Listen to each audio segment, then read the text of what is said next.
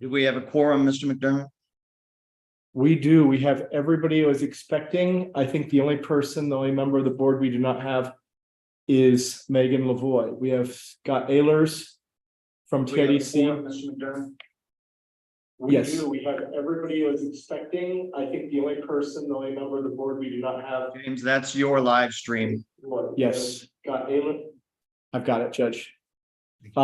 We have Judge Ferguson, Scott Ehlers from TIDC. We have David Ortiz, Michelle Moore, Judge Rios, Judge Portillo, Judge Evans, Judge Hennington, Judge McKenzie. We have Judge Hoffman, Judge Abels, and we do have a quorum.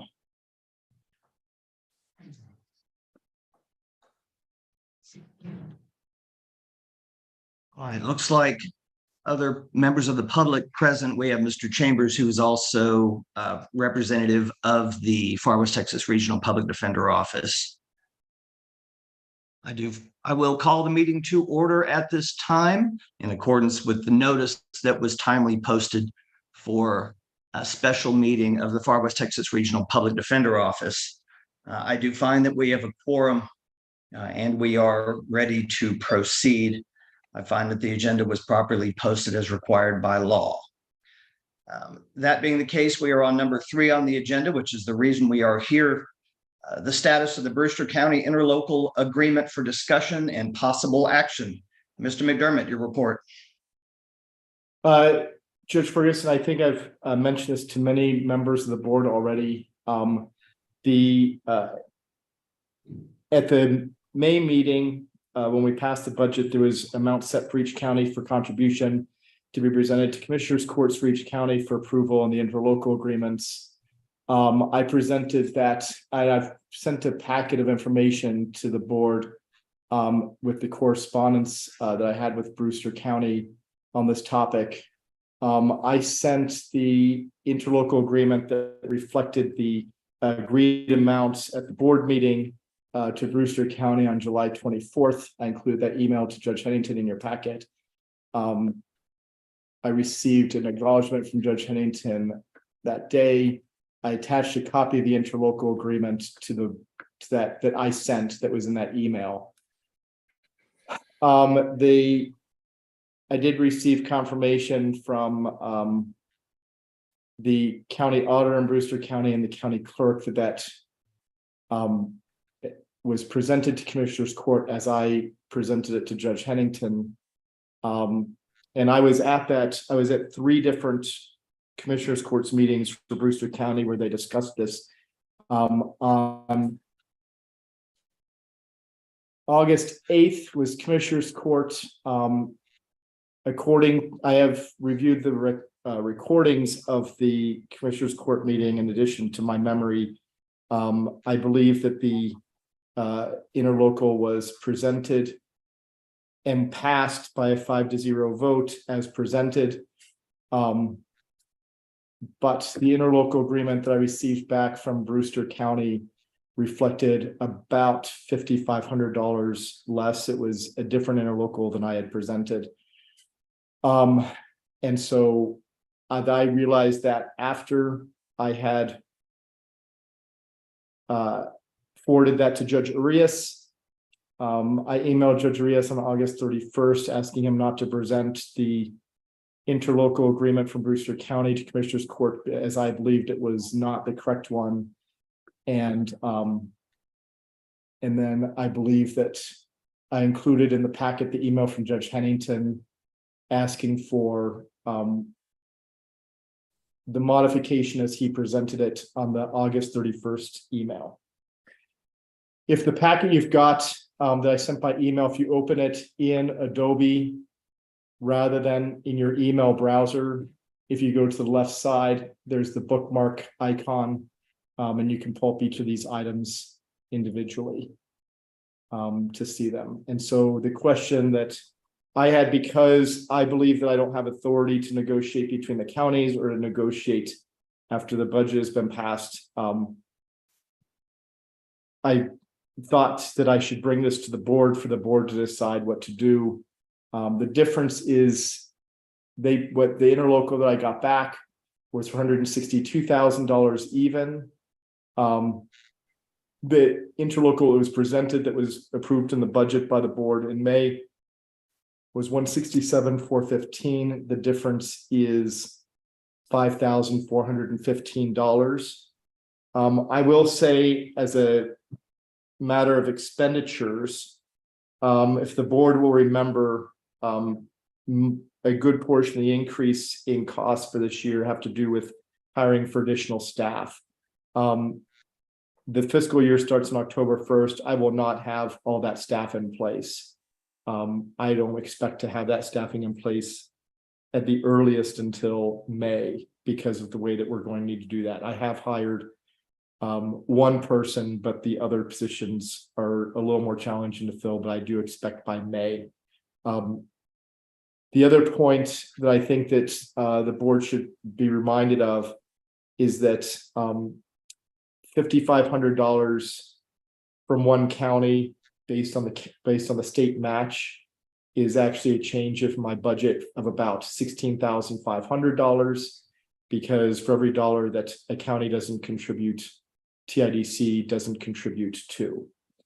And so the difference in my budget then would actually be about $16,500.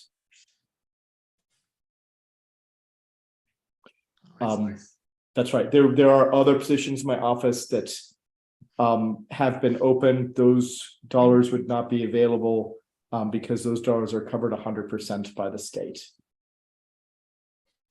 Judge Ferguson. All right. Judge Hennington, do you want to speak to why that got changed or how by Bruce County? Be happy to.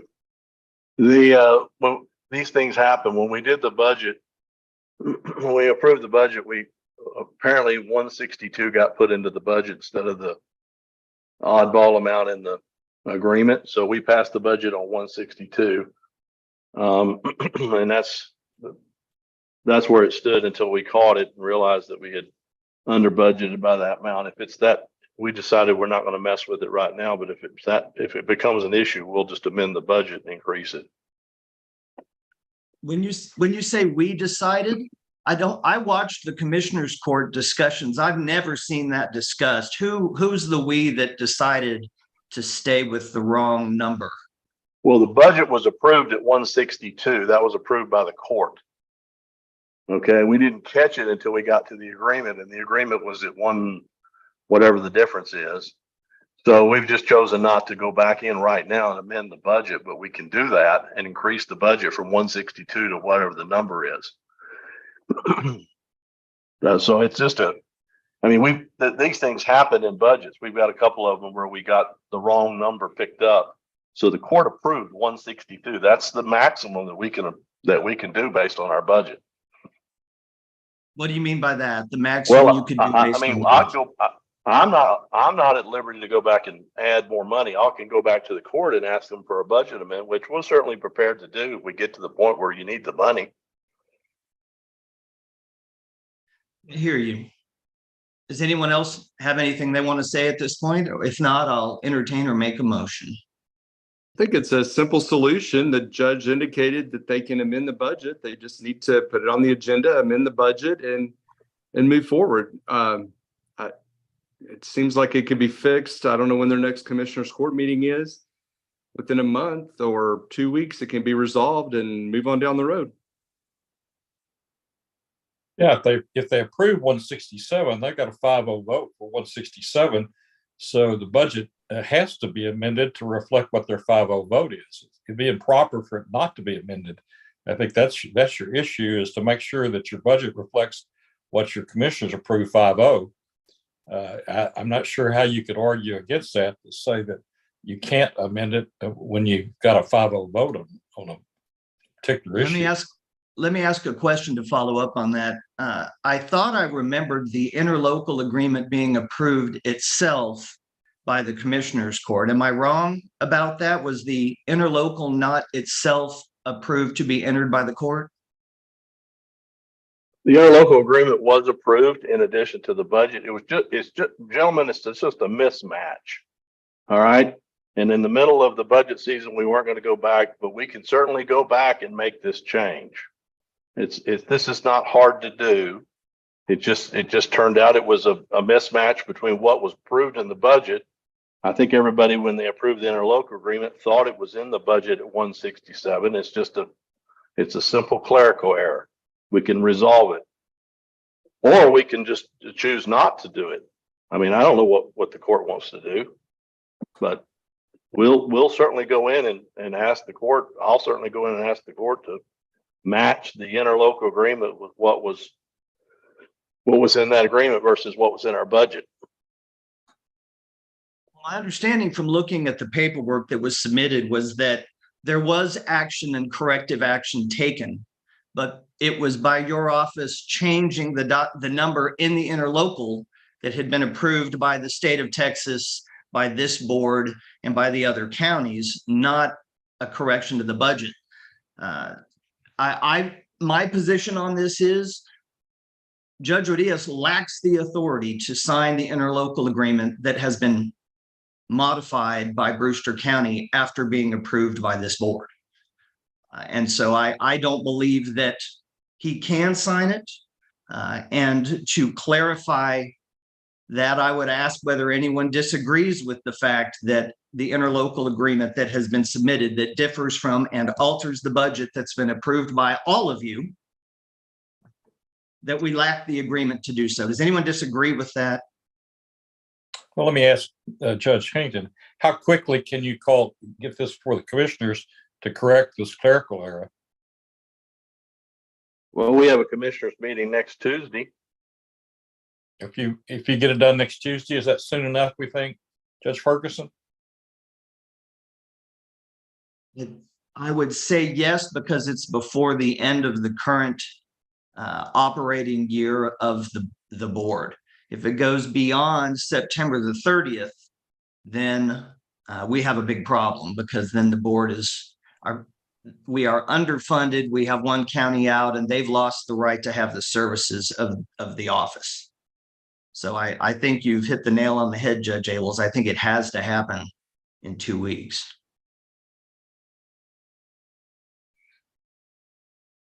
Sounds like a pretty simple fix. Get it done in 2 weeks and we're back on track.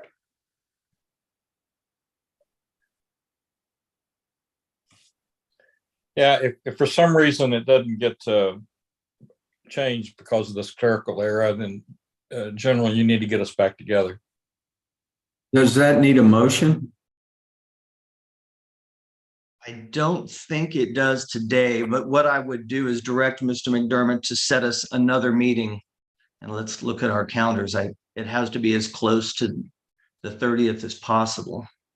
I will let you know that getting this board together with the quorum can be logistically difficult sometimes. No doubt. Well, in order for this to circumstance, happen, in this circumstance, we need to have a meeting, and we can meet at 7 p.m. if we have to. Sure. But we got to, I think it's a simple solution. It's going to get resolved. We can set a meeting, have a quorum present, but we can cancel it because I think it'll be resolved on next Tuesday.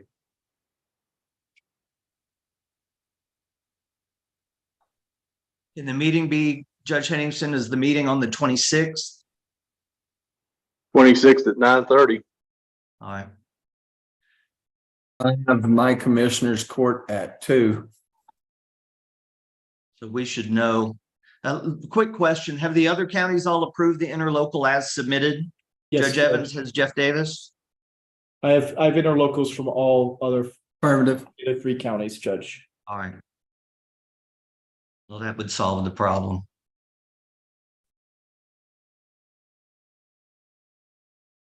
I suggest we wait until Tuesday, and if it doesn't get approved by the commissioners there, then I'm sure we can all get together. We can figure out sometime, early, late, or any time to get it done.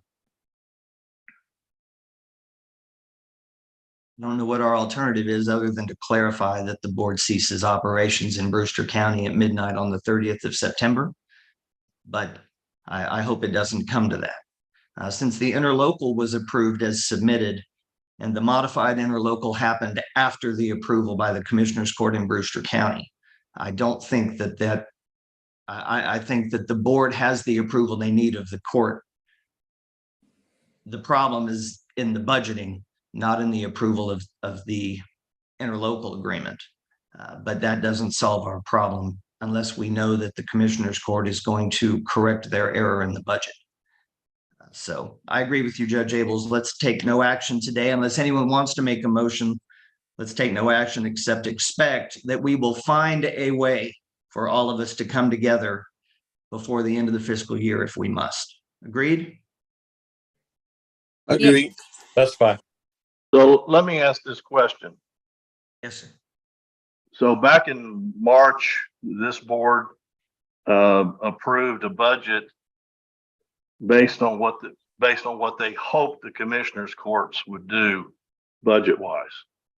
Because you don't have any authority to spend the county's money. You can just, basically it was an ask. But obviously by far we were the largest increase, and that's fine. We understand the circumstances. However, what would have happened if our commissioners court had said, no, we're not going to give you a doubling of the budget, but we're going to give you half of what you asked for? Where would you be now? We'd be in a different place because that didn't happen, Judge Hennington. I'm just asking though. I'm asking. So what you're saying now is that because we approved a 162 budget, what if this court comes back to you and tells you that, hey, we're just going to live with 162 because that's all we could approve? Then what are you going to do? Are you going to revoke our privileges to have the public defender because we increased our budget well over 70%? So we got to get I want to get this straight because I'm going to get asked this question. So I'm happy to go in and approve what we said we were going to approve. Okay, that it was a clerical error. I'm asking a hypothetical question because this was the #1 item on our agenda, by far the largest increase of any of our departments that we had this year. After giving raises to employees, this was the one that created the most conversation in my court. So what would have happened if we had only approved half of what you asked for? Because this board, as we sit here today, does not have the authority to dictate to the counties what we're going to spend. It was presumed that we would all get the budget amount, but what would have happened if we hadn't? We would have presented it to the board and there would have been discussion. And if a motion had been made, we would have discussed and voted on it. That's what would have happened. Okay. All right. So in a sense, that's what's happening right now. I don't agree with you, Judge Hennington. I don't think in a sense that's what's happened. Go ahead, Judge Abels. Well, Judge Hennington, I think that your commissioners approved an interlocal agreement of 167.50, and it wasn't put into the budget with the number y'all approved. If you had a volunteer fire department that you voted 50 to give them $10,000, but you wrote down 5, you got a problem in. To me, it on a clerical error when you put in the wrong number based on something that you didn't approve. I'm not sure what the action you have to take to go back and say, whoops, we typed in the wrong number. And that's what you're telling us has happened. Y'all all approved this, and then you typed in the wrong number. And it would be inappropriate for you to stay with the wrong number after you voted on 167. So you can't go back and undo the 5-0 vote. So I'm not sure what your hypothetical has to do with what we're doing and what your commissioners are doing when they approve this. I mean, you've got a number that y'all have approved, and then it's not correct in your budget. So, thank God, that we know it's a clerical error, and thank God you're going to take care of it, and we appreciate it.